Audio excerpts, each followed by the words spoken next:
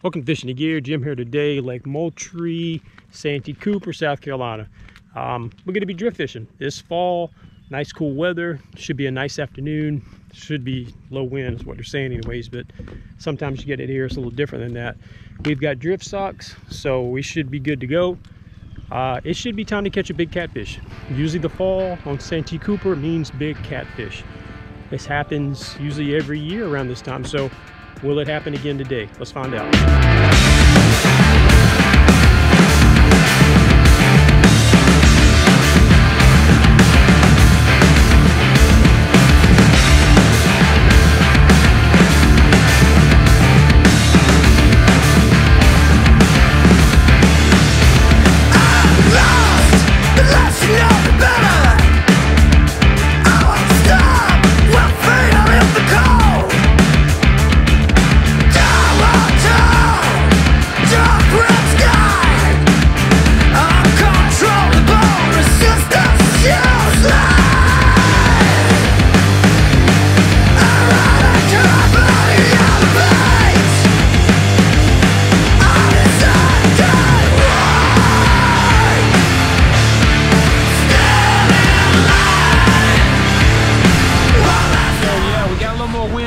Than at the boat ramp. Sorry if it's wind noise on the camera. It's not terrible.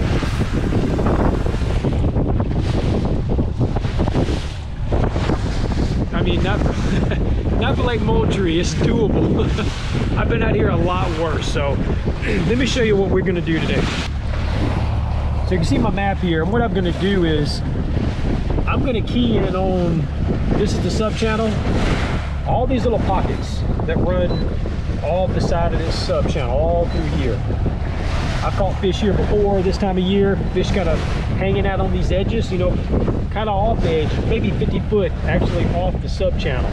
So that's what we're going to try today after I get the boat turned back around. So let me get everything set up and going, and we'll be right back. Okay, I think our small drift socks will work for today. These are just some I picked up from Bass Pro. They're pretty cheap. I think these are, the opening is like 48 inches, I guess 4 foot. And I usually put 2 on, 1 on each corner. It just holds the boat straighter when you got 2 on here. Now if these don't do the job, I've got a Easterland drift sock, one. It's 10 foot. And it's for, like I say, pretty extreme conditions. It will stop this boat. It will it'll bring it down to like 0.1. You won't even move hardly. So I don't think we're gonna need it today. If we do need it, if we can't get slow enough with these, we can easily just swap it. So what we want to get to is about you know, 0.4 to 0.6, you know, will probably work somewhere up in there. And it looks like we're at about 0.5, 0.6. So that's pretty good. If we actually turn the trolling motor on a little, it'll open those bags a little more, and believe it or not, it'll slow you down a little. Our bait, of course, if you watched the channel before, chicken breast. I've gone exclusively to chicken breast. If you look at some earlier videos, I was fishing with cut bait, live brim, all kind of stuff. I just always catch more on chicken breast out here. I mean, use it or not, that's up to you. This is Santee Drift Rig, Santee Drifters Drift Sinker. I make those. You can check them out at santeedrifters.com. You can save 15% with coupon code SAVE15. Appreciate any business anybody gives me.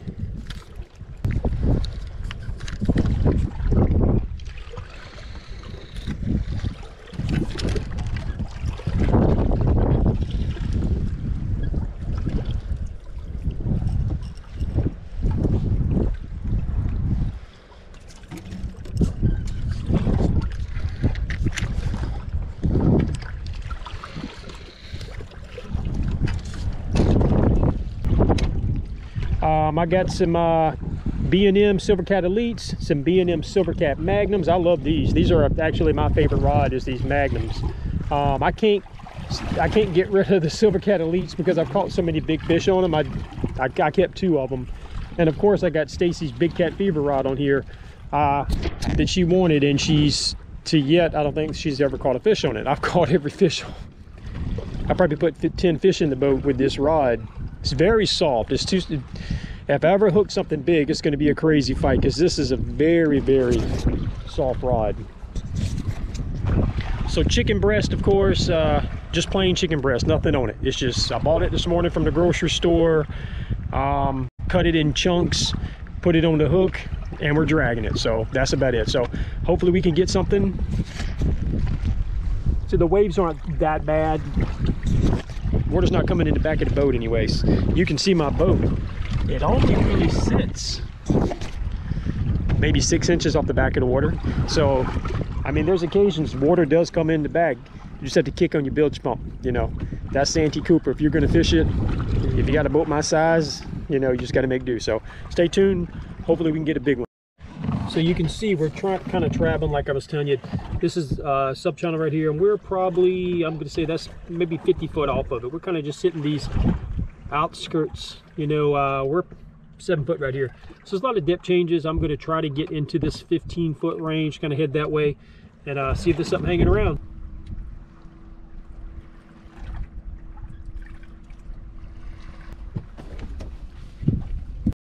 Got a fish on this one.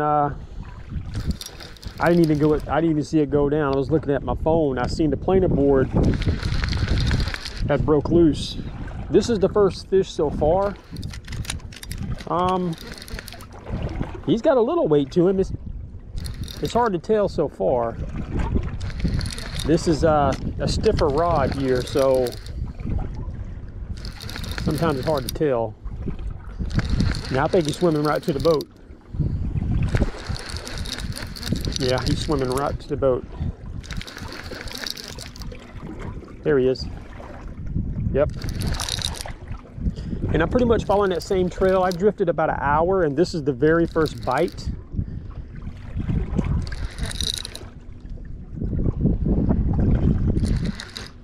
Kind of hard to tell.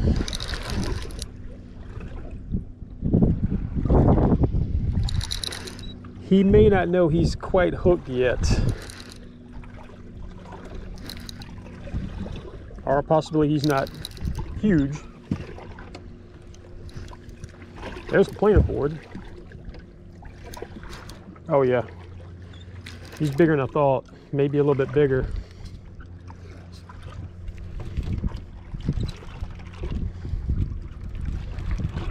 Try to get some of these other lines.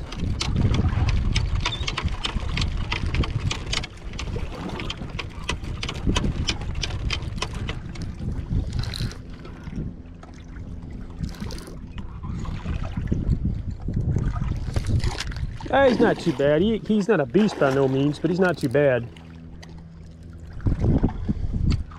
Enough to make a knot.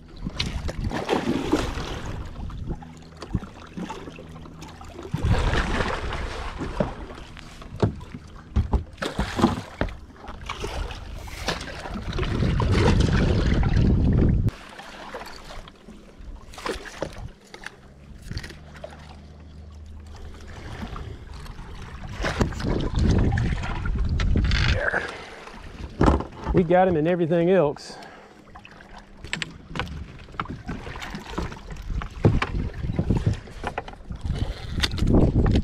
Hope we can get this knot out.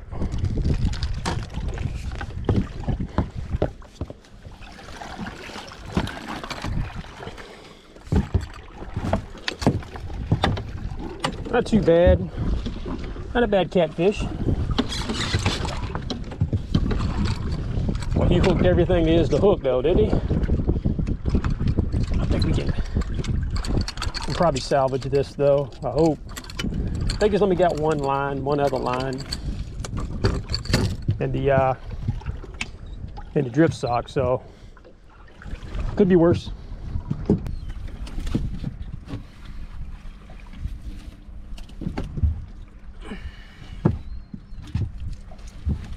I don't think it's a bad catfish. Not too bad. He's gonna go about 30, right at about 36 inches. Not too bad. Back in you go. You see I'm wearing a glove. I had so many catfish rip my hand up, and I got a pretty good bite once and it got infected. So you always get to see me wearing a glove with a, you know, decent sized catfish. Let me get this knot out. Let's keep going. We got that one fish. It's time to reset. We kind of went to the end of that run. Still got some waves, but we're going to drift with them, so it shouldn't be a big deal. So we're going to go ahead and kind of get in position to drift, you know, I guess right to dusk and right in through maybe an hour or two after dark. So we're going to get set up for that and see if we can. Looks like we might be got one right here. Yeah.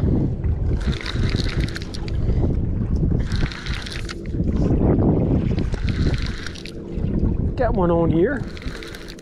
This wind I thought was going to be died down by now, but it ain't. Every time I look at my phone, it says the wind's going to stop in an hour, and then when the hour gets there, it's still windy, and then it says it's going to be another hour. I don't think this fish is big at all.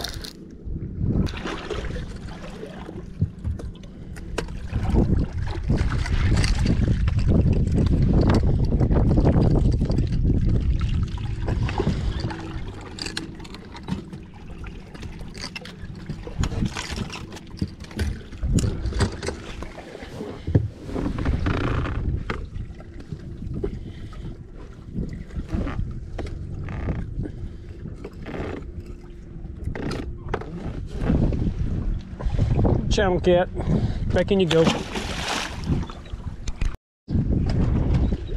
There he is. That one pulled some drag. Not quite dark yet.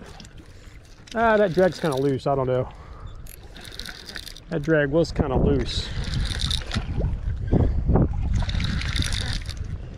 I don't know yet.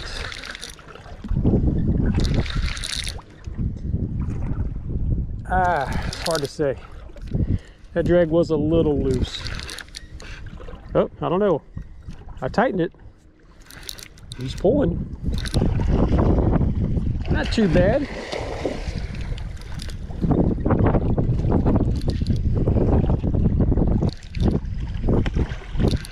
Yeah, that's pretty good catfish. He ain't no monster. He ain't no Santee monster, but he's not bad.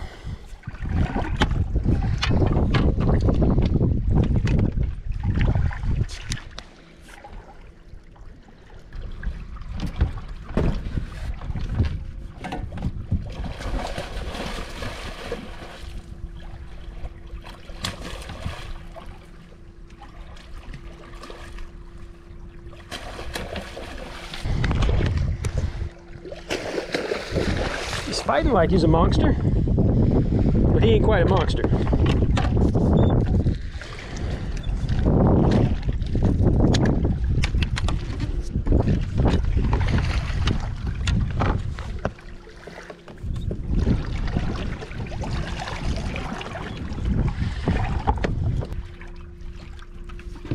There.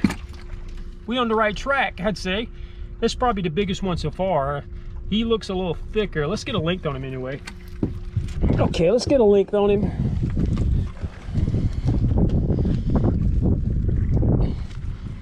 Yeah, about 36 inches. Probably about the size of that other one. Back in.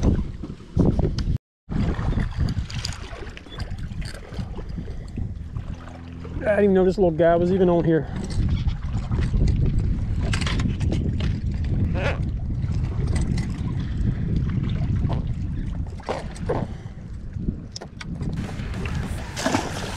I'm going to go ahead and call up this episode of Fishing and Gear. You know, no monsters tonight, but that's how it is sometimes. It's give and take. So we're going to keep trying, come out again, see if we can get that big one. To the next episode, we're out.